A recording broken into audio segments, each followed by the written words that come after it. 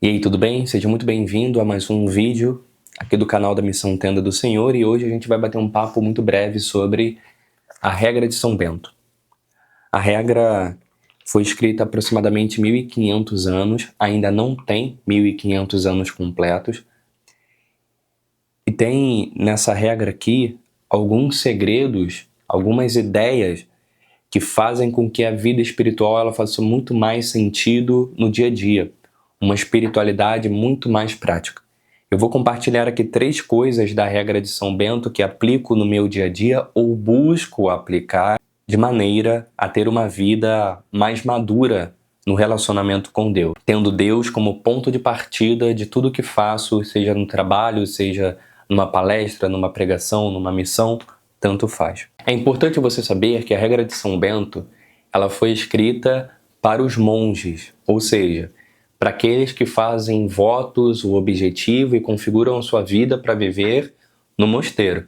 Então, a partir do momento em que o homem entra para um mosteiro, ele precisa viver de acordo com uma regra, um novo conjunto de valores, um novo conjunto de regras, um novo conjunto de ações que configuram uma rotina específica. Então, a regra de São Bento vem com o objetivo de normatizar o que e como um monge deve viver dentro das paredes dos muros de um mosteiro. Com o passar do tempo, a regra começou a ter uma nova leitura, não uma nova interpretação, de forma alguma. A regra continua sendo a mesma. Agora, por conta do equilíbrio que a regra acaba sugerindo nas entrelinhas, com todas as orientações, apesar de serem para monges, elas podem ser adaptadas para quem vive fora do mosteiro também, por conta do espírito da regra, que é para todos os cristãos católicos. Hoje, nós podemos nos aproximar do espírito da regra, configurando a nossa vida de acordo com os valores contidos aqui na regra. E das 3 coisas que mais fizeram sentido, que fazem sentido para mim no dia a dia, a primeira delas é a virtude da obediência. Uma virtude que muitas vezes ela é negligenciada. Logo no prólogo da regra, São Bento escreve, deixa eu pegar aqui para você: escuta, filho, os preceitos do mestre e inclina o ouvido do teu coração. Recebe de boa vontade e executa eficazmente o conselho de um bom pai, para que voltes pelo labor da obediência àquele de quem te afastaste pela negligência da desobediência. O espírito da regra tem o objetivo também de corrigir pequenos e grandes desvios que existem no nosso comportamento e na nossa mentalidade, de maneira que a gente consiga se orientar mais para Deus.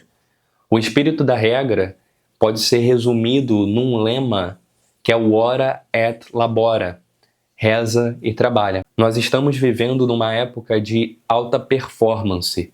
Então, as pessoas buscam performance na rotina, buscam performance na vida de oração, buscam performance no trabalho, buscam performance nos relacionamentos, performance em tudo. E o ora et labora, ele vem reequilibrar esse relacionamento de maneira que a gente não busca uma performance na espiritualidade, ou uma performance sacramental, mas que nós busquemos, sim, uma intimidade maior com Deus. Intimidade maior com Deus essa que vem a partir da configuração prática, da rotina, do horário de dormir, horário de acordar, no trato com o irmão, no trato consigo mesmo, no relacionamento com a família, da maneira como você cuida do seu ambiente, do seu trabalho, da maneira que você cuida das pessoas, por exemplo, que inicialmente não teriam nada para te oferecer. A segunda coisa que para mim fez muito sentido e que eu consigo aplicar da minha vida prática, óbvio, com direção espiritual, com acompanhamento, é uma ressignificação do jejum. Jejum e penitência, muitas vezes, nós vemos, acabam se resumindo a coisas muito superficiais e sem discernimento. Durante a quaresma eu vou deixar de comer doce, eu vou deixar de beber refrigerante, eu vou fazer tal coisa. Mas acabam sendo essas práticas comuns que são muito pouco personalizadas ao teu dia a dia. Exemplo, eu não costumo beber refrigerante, já não sou fã de refrigerante. Então, se eu fizer um jejum de refrigerante, que valor tem esse jejum? O quanto eu estou de fato jejuando? Se eu já estou cortando uma coisa que eu já nem sou chegado assim, não tem nem diferença. Se eu corto doce, por exemplo, eu como doce uma vez por semana, 2 vezes por semana no máximo. Não é uma coisa que está presente no meu dia a dia. Todo dia eu estou comendo doce. Então cortar o doce não faz tanto sentido, porque, caramba, eu já não como no meu dia a dia. Agora, um jejum que faria muito sentido para mim seria corrigir o meu horário de dormir, a minha hora de acordar, fixar que todo dia, tal hora, eu vou fazer determinada oração. Uma coisa que para mim pega muito é comida. Eu gosto muito de comer. E eu herdei uma coisa da minha mãe, que é o seguinte: eu sou o famoso, entre muitas aspas, magro de ruim. Eu como e dificilmente engordo. Então eu como e quase que não engordo. Um jejum que faria muito sentido para mim, que seria um grande castigo, seria reduzir muito as porções do que eu como, porque eu como além do que eu preciso, eu como o que eu gosto. Então, um jejum do tipo reduzir as minhas porções nas alimentações para o necessário seria um jejum que me castigaria imensamente, diferente de deixar de comer doce e beber refrigerante. No capítulo 4 da regra, São Bento escreve como os monges devem usar os instrumentos de boas obras. E ele escreve: Corpus castigare iunum namare. É uma sequência de instruções que são resumos das boas obras, mas essas duas que eu li em latim, corpus castigare, que é castigar o corpo, e iunum namare, amar o jejum, são orientações que para mim fizeram muito sentido, porque antes eu não gostava de jejuar. Jejuar era um castigo. Era tipo, cara, jejuar, tá tudo certinho, pra que eu vou jejuar? Quando na verdade o jejum e o castigo do corpo fazem com que haja uma aproximação de Deus. E aqui o castigo do corpo não é a flagelação, né? Não é se machucar. O castigo do corpo pode ser uma privação de um prazer que não faz mal, mas que você faz com o objetivo de educar a sua vontade, a sua força de vontade. E a terceira e última coisa para esse vídeo é a importância do silêncio. São Bento escreve o capítulo 6. Façamos o que diz o profeta. Eu disse: guardarei os meus caminhos para que não peque pela língua. Pus uma guarda à minha boca. Emudeci, humilhei-me e calei as coisas boas. Aqui nesse capítulo, São Bento trabalha sobre a importância do silêncio, até mesmo orientando que às vezes é necessário calar mesmo as boas conversas. Aquelas conversas que, além de não te levarem ao pecado, são conversas até boas de se ter.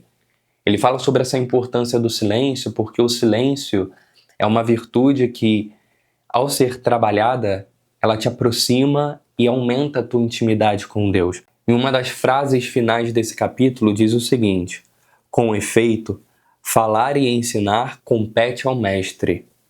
Ao discípulo convém calar e ouvir. Então, na documentação dessa regra, em que São Bento institui essa escola do serviço do Senhor, ele coloca todos nós como discípulos, como alunos, como aprendizes, de maneira que nós possamos nos desenvolver com humildade, com obediência e com silêncio. Então essas foram as 3 coisas que para mim fizeram mais sentido, que mais fazem sentido hoje, que eu aplico na minha vida, não sendo um monge, mas sendo um fiel que segue a espiritualidade beneditina, e que eu acredito que podem te ajudar e te servir melhor também. Se você tiver interesse em adquirir a regra de São Bento, existem diversas livrarias católicas nas quais você pode fazer a compra, a aquisição dessa obra. Essa versão aqui, ela foi adquirida na Lumen Christi, que é a editora do Mosteiro de São Bento aqui do Rio de Janeiro. Então, precisa ser de lá? Não, pode ser de qualquer lugar. Eu sou particularmente fã dessa edição porque tem a versão crítica em latim e traduzida para português. Então, para você até conhecer novas palavras em latim e tudo mais, você consegue a partir dessa obra. Porque no lado esquerdo está a regra em latim, no lado direito a regra em português. Você consegue comparar frase por frase, palavra por palavra, para entender o sentido do que está sendo escrito e traduzido. Então espero que tenha feito sentido para você. Não deixa de curtir, comentar aqui no vídeo no YouTube esse conteúdo e te espero no próximo vídeo aqui da Missão Tenda do Senhor. Fica com Deus e até a próxima. São Bento rogai por nós.